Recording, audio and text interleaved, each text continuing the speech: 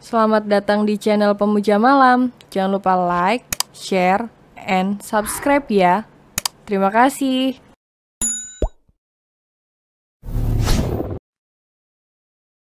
Chapter 6. Takut Om jadi nafsu sama aku. Suara pintu yang ditutup kencang membuat tubuh Pandu terlonjak. Kesadaran lelaki itu kembali, sedangkan Rasya sudah kembali masuk ke kamar mandi. Om, pergi dulu, aku enggak bawa baju ganti, teriak Rasya dari dalam. Pandu yang sudah merasa canggung pun, akhirnya memilih pergi dari sana dan menunggu di ruang tamu. Rasya kembali memanggil Pandu, dan setelah tidak mendapat jawaban sedikit pun, Rasya akhirnya keluar dan berlari menuju ke kamar. Rasya mengunci pintu kamar lalu berdiri di depan cermin hanya memakai dalaman saja. Dia melihat tubuhnya yang sudah bentol-bentol. Rasya pun menabur bedak gatal ke seluruh tubuhnya. Asem bener sih Om, kukira dia sudah pulang. Ternyata masih di sini, lihat kepolosanku pula. Gerutu Rasya, bibir gadis terus saja bergerak dan sesekali mengumpati Pandu. Anda baik-baik saja, Tuan? Tanya Arga. Dia merasa heran saat melihat raut wajah Pandu yang tampak gelisah. Ga, apa gadis itu baik-baik saja? Pandu justru melontarkan sebuah pertanyaan yang membuat bibir Arga tertarik dan membentuk senyum simpul. Saya yakin kalau Nona Rasya pasti baik-baik saja. Anda mengkhawatirkannya, Tuan? Sarkas Arga. Pandu tergagap. Tidak, untuk apa aku mengkhawatirkan dia? Kilah Pandu. Dia siapa, Om? Suara dari arah belakang berhasil mengalihkan perhatian mereka, melihat Rasya yang sudah berdiri di ambang pintu. Pandu pun bergegas bangkit berdiri dan mendekati gadis itu. Tatapan Pandu menelisik seluruh tubuh Rasya yang tampak putih terkena taburan bedak. Jangan lihatin gitu, Om. Aku takut Om jadi nafsu sama aku. Tangan Rasya menyilang di depan dada seolah melindungi aset berharganya. Aku tidak akan nafsu sama bocah kecil sepertimu, elak Pandu. Padahal bayangan paha putih Rasya begitu mengusik pikirannya hingga membuat sesuatu yang mendesak di bawah sana. Jangan panggil aku anak kecil, Om. Sekalinya aku buka baju, aku yakin Om bakalan panas dingin. Ucap Rasya ceplas-ceplos. Bisakah kamu tidak berbicara sevulgar itu? Protes Pandu, sorot matanya tampak begitu tajam. Jangan melotot gitu, Om. Entar kalau mata Om jatuh, jadi kayak setan. Hihihi. Rasya tertawa seperti kuntilanak hingga membuat bulu kuduk Pandu meremang. Kamu jangan gila. Pandu berusaha menutupi kegugupannya saat Rasya mengetahui dirinya takut dengan setan. Ya, aku emang gila, Om. Gila karena mencintaimu, pangeranku. Rasya menggerakkan telapak tangan di depan wajah Pandu seolah seperti saat sedang membaca puisi. Pandu memalingkan wajahnya yang sudah merona merah. Mendengar ucapan Rasya barusan, membuat Pandu menjadi salah tingkah sendiri. Cie, yang lagi GR. Gombalin dikit aja langsung tersipu malu-malu. Ledek Rasya membuat raut wajah Pandu mendadak kesal. Jangan turunin citra dingin Om sebagai seorang CEO, biar enggak pasaran kaya di novel-novel, Om. Rasya menaik turunkan alisnya, menggoda Pandu yang sudah memasang wajah datar lagi. Aku lapar, mau makan. Om mau makan sama apa? Mumpung lagi lengkap nih. Soto, rendang, ayam geprek, ayam kecap. Memang ada makanan? Tanya Pandu menyela. Ada, Om. Jangan khawatir, Ibu udah siapin paket lengkap kok. Rasya berbicara dengan sangat yakin. Jangan kelamaan mikir, Om. Mau makan sama ayam geprek saja. Sahut Pandu memotong ucapan Rasya. Baiklah, kalau Kak Arga. Rasya beralih menatap Arga yang sedari tadi hanya diam. Soto saja, Nona. Sepertinya kuah soto sangat segar. Balas Arga. Rasya menunjukkan tanda oke dengan jari, lalu berjalan masuk ke dapur. Kenapa wajah Anda masam sekali, Tuan? Tanya Arga heran. Pandu tidak menjawab, hanya mendengkus kasar. Karena hatinya terasa memanas saat Rasya memanggil Arga dengan sebutan kakak. Dua lelaki itu pun menunggu dengan sabar di ruang tamu. Sebenarnya, Pandu sudah tidak sabar dan ingin menyusul ke dapur. Tetapi dia terlalu malu untuk melakukan itu. Dia harus menjunjung tinggi harga dirinya. Hampir 15 menit menunggu, tetapi Rasya tidak juga muncul padahal perut Pandu sedari tadi terus saja berdendang. Di saat Pandu hendak menyuruh Arga untuk masuk, di saat itu pula Rasya keluar dengan membawa nampan. Namun, mata Pandu membelalak saat melihat isi dari 3 mangkok di atas nampan. Kenapa mie instan? Tanya Pandu setengah berteriak.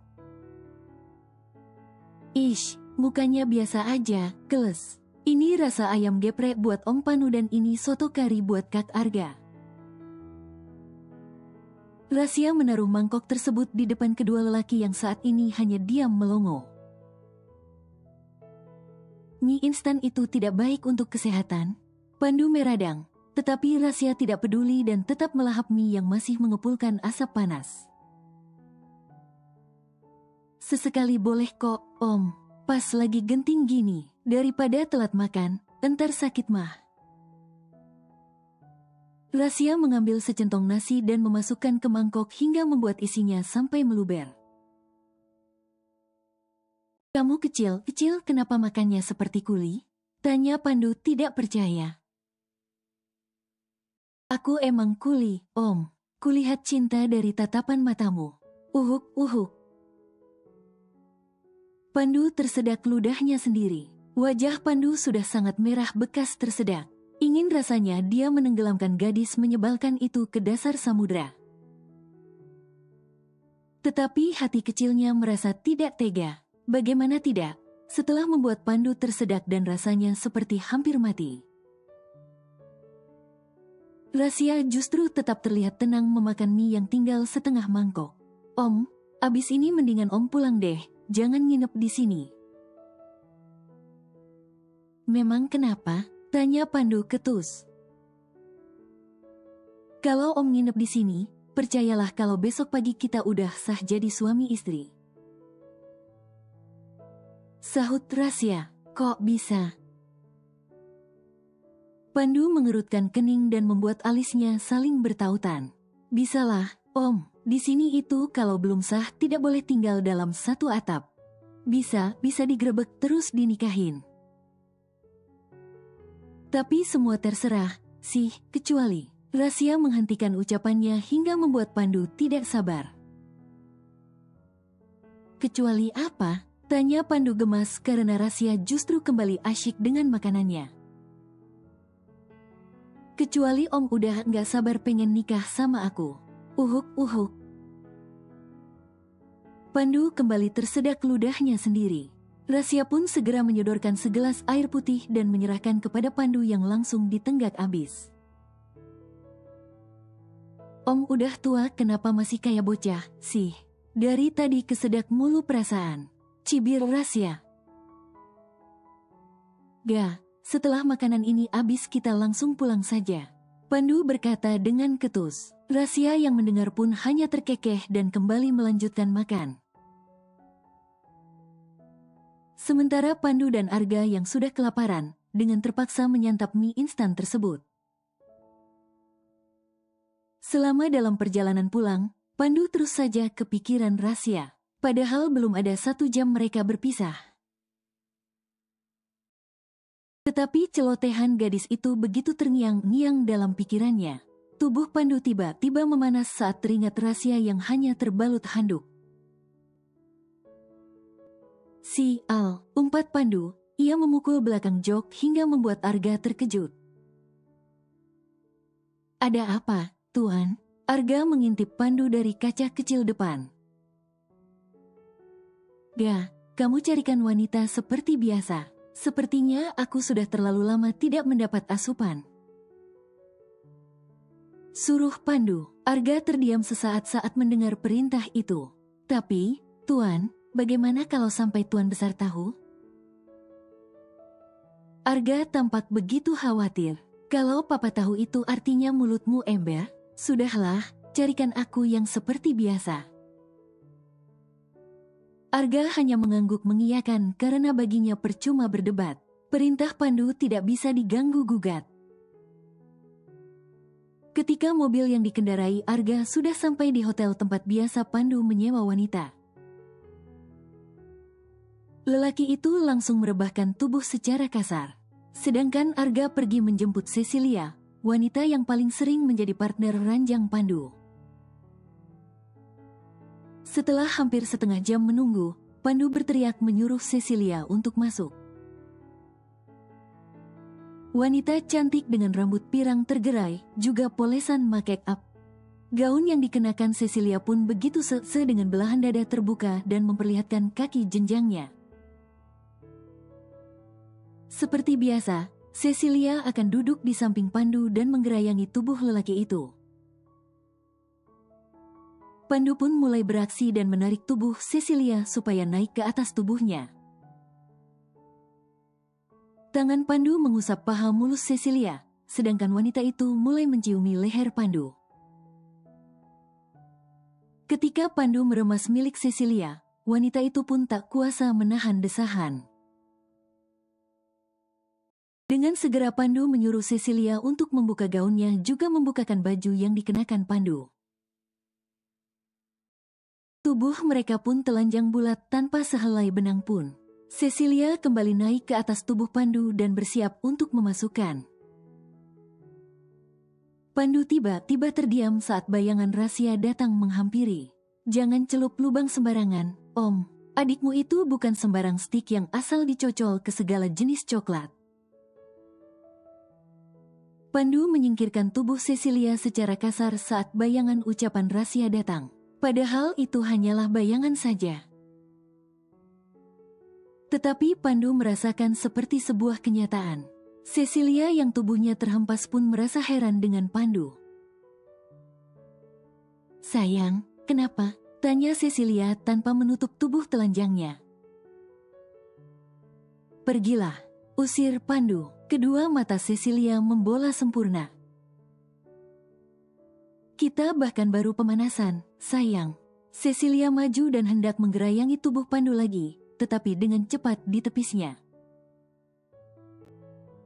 Jangan menyentuhku, pergilah. Suara Pandu meninggi. Cecilia pun bergegas turun dan memakai gaunnya kembali. Setelahnya, dia kembali keluar kamar. Namun, baru saja memegang handle pintu, Pandu sudah memanggil lagi. Wajah Cecilia pun tampak sumringah karena mengira Pandu akan mengajaknya meneruskan yang tadi. Kamu temui Arga dan minta bayaran seperti biasa? Ucapan Pandu mematahkan harapan Cecilia begitu saja. Dia hendak protes, tetapi melihat sorot mata Pandu yang menajam, dia memilih pergi sebelum lelaki itu kembali murka padanya. Sialan, umpat Pandu saat bayangan rahasia kembali datang menggoda. Bagaimana bisa aku kepikiran gadis aneh itu terus? Aku harus bisa menaklukkan gadis itu. Membuatnya jatuh cinta padaku. Setelah itu aku akan meninggalkannya, ucap Pandu yakin. Setelah kepergian Pandu, Rahasia bersiap untuk kembali ke rumah sakit. Dia memakai jaket untuk menutupi bentol bekas ciuman ulat bulu. Rahasia menuju ke sana menggunakan angkot karena tidak ada motor. Sesampainya di rumah sakit, Rahasia menuju ke bagian administrasi untuk mengurusi seluruh biaya perawatan sang ayah. Namun, Rahasia melongo saat mengetahui kalau semua biaya rumah sakit sudah dibayar lunas oleh Pandu. Bahkan, petugas itu juga menyerahkan sebuah kotak kecil kepada Rasya. "Ini apa, Mbak?" tanya Rasya heran. "Tidak tahu, Dek. Mas yang tampan itu cuma menitipkan itu untuk kamu," jawabnya. Rasya menghela napas panjang lalu berpamitan pergi dari sana. Rasya begitu penasaran dengan kotak itu. Tetapi dia akan membukanya di rumah saja. Setelah memasukkan ke dalam tas, Rasya segera masuk ke ruangan Paijo. "Kamu sudah balik, Kum?" tanya Paijo saat melihat kedatangan Rasya. "Sudah, Pak. Ibu mana?" tanya balik Rasya saat tidak melihat keberadaan ibunya. "Lagi nyari makan siang." Paijo beranjak bangun. Rasya pun segera duduk di samping sang ayah yang mulai terlihat sehat. "Bapak sudah makan?" tanya Rasya. "Sudah, Kum. Bagaimana dengan Nak Pandu?" tanya Paijo menelisik wajah putrinya. "Pak, batalin aja sih pernikahan Kukum sama Om Panu. Kukum waktu itu cuma alasan aja biar si Parjan nggak ngejar-ngejar Kukum lagi," ucap Rasya membela diri. "Kum, bapak ini udah tua.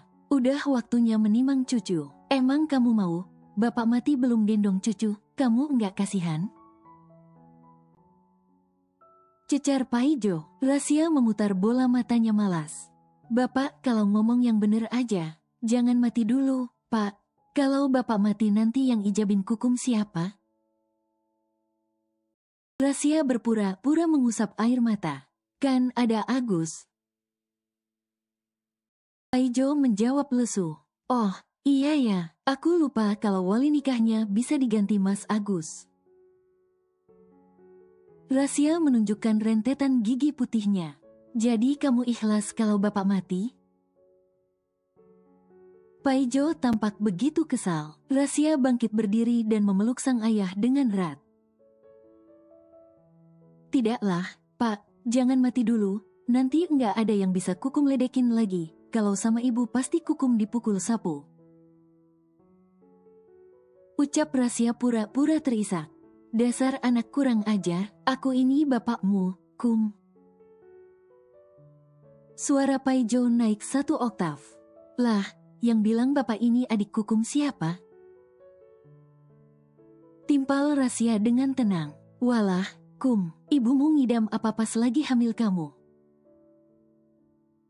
Paijo memijat pelipisnya. Berbicara dengan putrinya memang membutuhkan kesabaran lebih. "Mana Kukum tahu, Pak. Waktu itu kan Kukum masih di dalam perut ibu," sahut Rasya. Dia kembali duduk di tempat semula, membelakangi pintu masuk.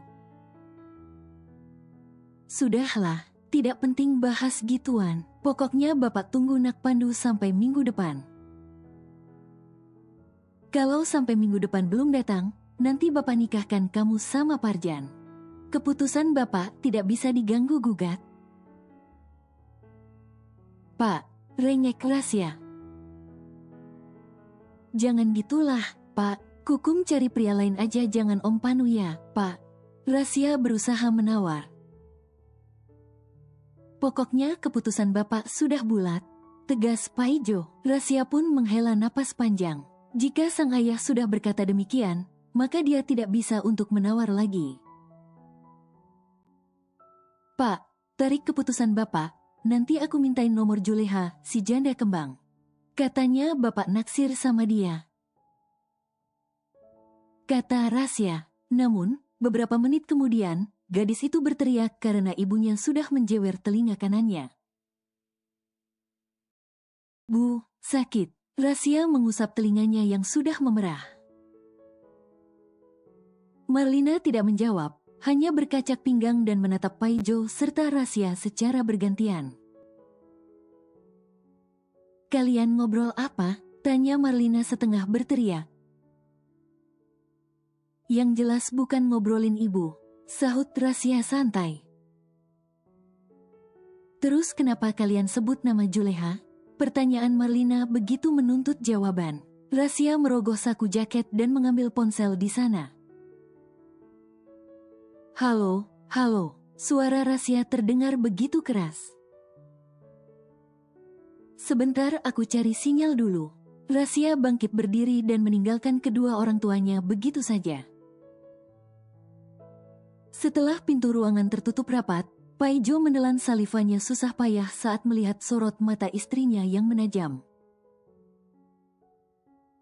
Dia yakin, setelah ini omelan istrinya bakalan sepanjang jalan kenangan bersama mantan.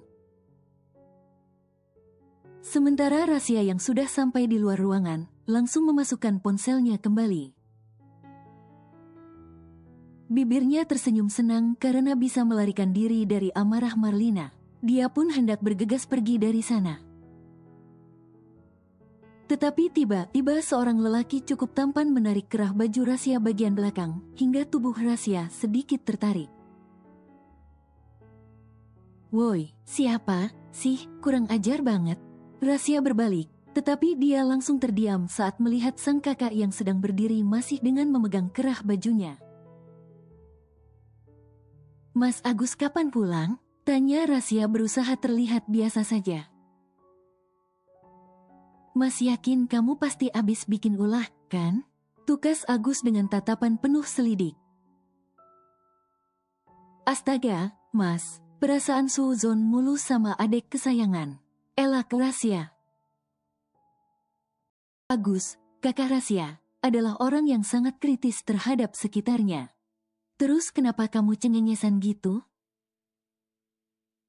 Agus semakin menelisik. Rasya berpaling karena tidak mau kakaknya tahu. "Masya Allah, Mbak Ajeng sudah di sini." Wajah Rasya tampak begitu sumringah. Mendengar nama wanita yang dia cintai disebut, Agus pun berbalik untuk mencari keberadaannya. Namun, dia tidak melihat siapapun. Agus pun menggeram kesal karena sudah dibohongi adiknya. Agus berbalik, tetapi Rasya sudah tidak terlihat lagi. Bayangan gadis itu benar-benar lenyap dari pandangan. "Kemana lagi dia? Dasar adik laknat. Aku di sini, Mas." Astagfirullah. Agus terlonjak saat mendengar suara Rasya tepat di belakang telinganya. Rasya tergelak keras sebelum akhirnya benar-benar kabur dari Agus yang masih berusaha menetralkan debaran jantungnya. "Bagaimana bisa aku punya adik yang begitu menyebalkan? Aku yakin yang jadi suaminya kelak harus punya kesabaran yang lebih-lebih." Gerutu Agus. Dia pun akhirnya masuk ke ruangan ayahnya. Pandu menghempaskan tubuhnya secara kasar di rumah pribadi miliknya. Dia merutuki dirinya sendiri yang selalu merasa rindu dengan sikap Rasya yang begitu ceplas-ceplos. Pandu berpikir buruk, mungkinkah Rasya sudah menggunakan pelet cinta? Bagaimana dia bisa terbayang-bayang wajah dan ucapan gadis itu terus-menerus? Di saat sedang sibuk dengan lamunannya, ponsel Pandu terdengar berdering. Dia segera mengambil ponsel itu. Jantungnya berdegup kencang saat melihat sebuah panggilan video masuk dari nomor baru. Tapi dari gambar profilnya terlihat foto Rasya dengan gaya anggunnya.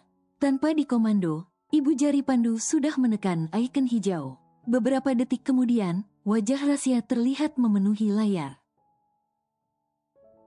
"Om." Suara Rasya terdengar begitu melengking. Pandu terdiam melihat wajah gadis itu. "Ya elah, si Om malah diam. Aku tahu kamu terpukau sama kecantikanku, Om." Mendengar ucapan Rasya, Pandu mengembuskan napasnya kasar, sedangkan gadis itu hanya tertawa lebar. "Ada apa kamu meneleponku?" tanya Pandu datar. "Muka jelek amat, Om." Rasya terkekeh saat Pandu kembali mendelik padanya. "Aku cuma mau bilang kalau aku berhenti bekerja sama Om. Kenapa begitu?" Sela Pandu, suaranya terdengar meninggi. "Santai, sih, Om. Kenapa sewot gitu?" Rasya tidak menyadari kalau lelaki yang sedang diajaknya bertukar suara. saat ini sedang begitu gelisah.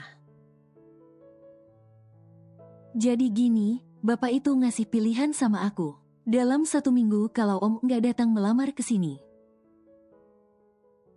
aku bakal dinikahin sama si Parjan. Aku yakin kalau Om nggak bakal mau, kan?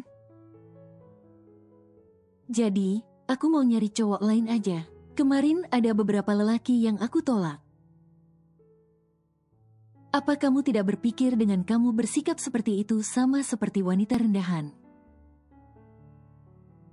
Sarkas Pandu, wajahnya tampak penuh amarah. Apa yang membuat aku menjadi seperti wanita rendahan, Om? Toh, kalau dari mereka ada yang mau, aku akan latihan jatuh cinta. Bukankah cinta ada karena terbiasa? Atau aku terima aja cinta Mas Gatra ya? Pandu mematikan panggilan itu secara sepihak. Setelahnya, dia mencengkeram ponsel itu dengan kuat. Bahkan giginya bergemerutuk. Rahang Pandu mengeras saat teringat ucapan Rasya yang mengatakan akan menerima cinta Gatra. Pandu pun segera turun dari tempat tidur dan dengan langkah lebar keluar dari kamarnya. Arga yang sedang bersantai di ruang tamu, begitu heran melihat atasannya itu berjalan dengan begitu tergesa. "Ada apa, Tuan?" tanya Arga penasaran. "Kita ke rumah utama, Ga." Pandu meneruskan langkahnya tanpa menatap Arga. Walau begitu penasaran, tetapi Arga tetap berjalan mengekor Pandu. "Mom," panggil Pandu setelah sampai di rumah utama. Lisa begitu terkejut melihat kedatangan putranya yang tiba-tiba. "Tumben sekali kamu datang tanpa Mommy suruh?" tanya Lisa heran. Pandu menyalami wanita itu lalu menghempaskan tubuhnya secara kasar di sebelah Lisa. "Kamu ada masalah?" Lisa menatap Pandu penuh selidik. "Dedi mana?" Bukannya menjawab, Pandu justru balik bertanya. "Ada apa?" Suara Ferdinand dari arah belakang berhasil mengalihkan perhatian mereka. "Ada hal penting yang akan Pandu bicarakan, Dad," sahut Pandu. Ferdinand yang baru duduk di depan Pandu, menatap putranya dengan alis saling bertautan. "Hal penting apa?" tanya Ferdinand tidak sabar karena putranya justru diam dan keraguan tampak memenuhi wajahnya. "Dad, Mom, kalau aku menikah dengan Rasya, apa kalian setuju? Kamu mau menikah dengan Rasya?" Sergah Lisa, wanita itu bahkan sampai bangkit dari duduknya. Pandu menghela napas panjang dan mengembuskan dengan kasar. "Mommy sangat setuju kalau kamu menikah dengan dia. Sepertinya dia anaknya baik." Lisa kembali duduk, wajahnya begitu sumringah. "Dad." Pandu menatap Ferdinand dengan tatapan memelas. "Apa alasan kamu akan menikah dengan Rasya? Padahal Daddy lihat hubungan kalian tidak pernah akur." Ferdinand menatap Pandu dengan penuh selidik. "Rasya bilang di depan orang tuanya kalau kita pernah tidur bersama. Padahal sumpah, Dad, kita belum pernah melakukannya." Pandu menjelaskan karena dia tidak ingin ada salah paham. "Lalu bapaknya Rasya minta kamu menikahi putrinya?" tanya Ferdinand, dan Pandu mengangguk dengan cepat. "Kalau begitu bersiaplah. Besok pagi kita akan ke rumah Rasya untuk melamarnya. Kalau perlu kalian menikah sekalian." "Daddy serius?" tanya Pandu memastikan. Ferdinand mengangguk cepat, sedangkan Lisa tersenyum senang. Bahkan, wanita itu membayangkan hidup bersama gadis yang ceplas-ceplos seperti Rasya pasti akan membuat hidupnya berwarna. Pandu menarik keluar benda pipih dari saku celana saat merasakan benda tersebut bergetar. Wajah Pandu tampak gugup saat melihat nama yang tertera di layar. Pandu pun berpamitan keluar karena dia tidak mau kedua orang tuanya menguping pembicaraannya. Bersambung.